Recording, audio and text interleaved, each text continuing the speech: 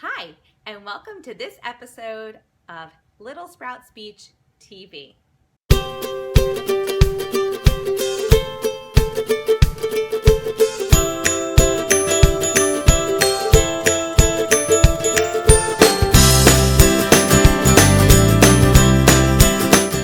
Grab your pen and paper because today Lily and I are answering another What Would Hallie Do question. So Dan wrote in about his 4.5-year-old daughter, and he explained that she has autism. She's not severe, however, she has trouble with speaking in that she really speaks mostly in vowel sounds and doesn't use consonants. So he sent me a list of words and what they would sound like, and Dan, thank you for that. That was super helpful.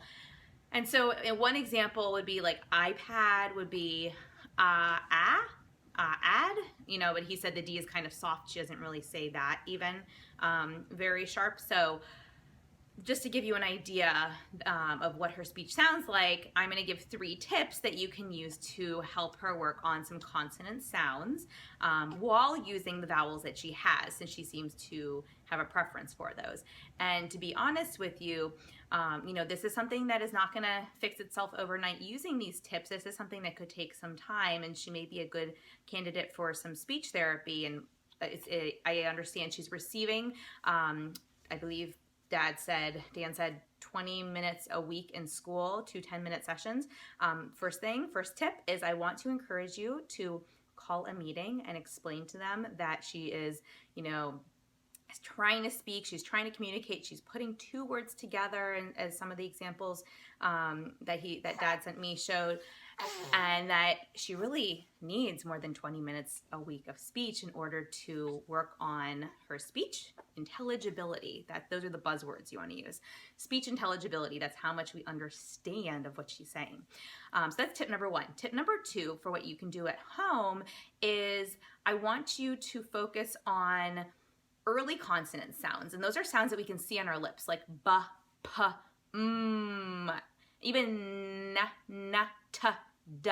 Those are right behind the tongue. The n, that n, that t, and the d, the sounds they make, n, t, d, and the b, p, and m, b, p, are on the lips. Those are easier to see, so sometimes those are the best ones to start with. So plug those in with the vowels, put them together. What does that look like? Ba, boo, bow, bye, bay, and a bow. I don't know if I said that one. What you're basically doing is taking each vowel and attaching it to that front consonant sound, that ba, ow, b, ah, b, ooh, right? But you're putting it together. Boo, ba, bow. And then I want you to do that for ba, pa, ta, da, and n. Just start with 1 per week. So this week start with ba, next week maybe work on pa.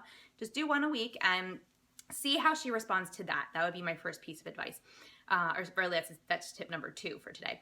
Tip number 3 then is to, when you do hear her say iPad, I want you, so she says iPad or ad, I want you to repeat it back to her, but I want you to drag it out and really highlight those sounds that you want her to work on. And actually what's going to happen is you're going to drag out the vowels that she's already saying, but it's going to highlight those consonants that she's not saying. So you might go, iPad. And so it seems really silly to us, but we're going, yes, you want the iPad.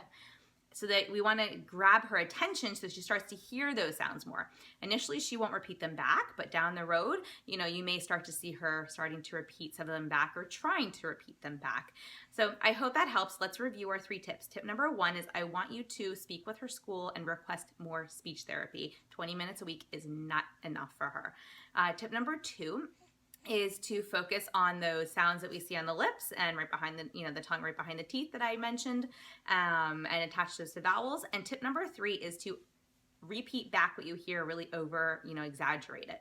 So I hope this helps. I look forward to talking to you guys same time, same place next week. This is Hallie and Lily signing off.